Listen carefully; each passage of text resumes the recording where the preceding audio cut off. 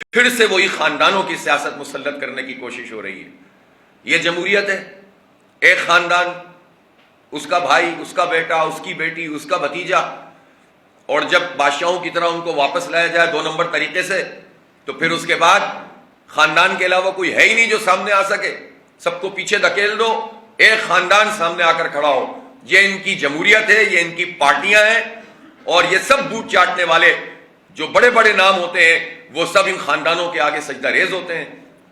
ان کو شرم بھی نہیں آتی ہے، اور یہ اس طرح سے آ کر پاکستان کی قوم پر مسلط ہونے کی کوشش کرتے ہیں. ادھر یہاں پیپلز پارٹی کا خاندان چل رہا ہے، ایک کے بعد ایک، ایک کے بعد ایک. ہر پیدا ہونے والا بچہ آقا، 50 سال سے پولیٹیکل ورکر غلام. کبھی بھی نہیں بن سکتا پیپلز پارٹی کا چیئرمین، کبھی بھی نہیں بن سکتا نون لیگ کا صدر، خاندان کے علاوہ کوئی فرد. تو یہ خاندان والا جو ڈرامہ ہے، یہ وراثت کے اندر جو حکومتوں کا بٹنا ہے، تو یہ سوال تو اسٹیبلشمنٹ سے بھی ہے بہت بڑا کہ یہ ہے کیا سب کچھ. ایک آج محبوب ہو جاتا ہے، کل دوسرا محبوب ہو جاتا ہے، پرسوں تیسرا محبوب ہو جاتا ہے. تو پاکستانی قوم انہی لوگوں کو بھگتتی رہے گی. لوگوں کی رائے کو آزاد کریں، ووٹر لسٹیں صحیح بنائیں، شفاف الیکشن کرائیں، لیول پلینگ فیلڈ دیں، سب کو برابر کا موقع دیں.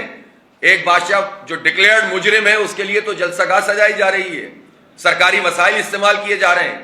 ایک دوسری پارٹی جو اجازت لے کر جلسہ کر رہی ہے اس کو جلسہ گاہ سے ہٹایا جا رہا ہے. یہ کیا تماشا ہے؟ نواز شریف صاحب فرماتے ہیں کہ میں گیا تھا تو یہ تھا اور یہ تھا، میں آیا ہوں تو یہ ہے اور یہ ہے. او بھائی، جب آپ گئے تھے اور جب آپ آئے ہیں تو اس میں سے 40% جو وقت ہے، تقریباً 30 سے 40% وہ آپ کے بھائی صاحب نے وزیر اعظم بن کے گزارا ہے، اور ابھی بھی آپ ہی کی حکومت کا تسلسل ہے کیئر ٹیکر میں. تو اس پورے عرصے میں یہ معیشت ٹھیک کیوں نہیں ہوئی ہے؟ کیوں بیڑا غرق ہوا ہے؟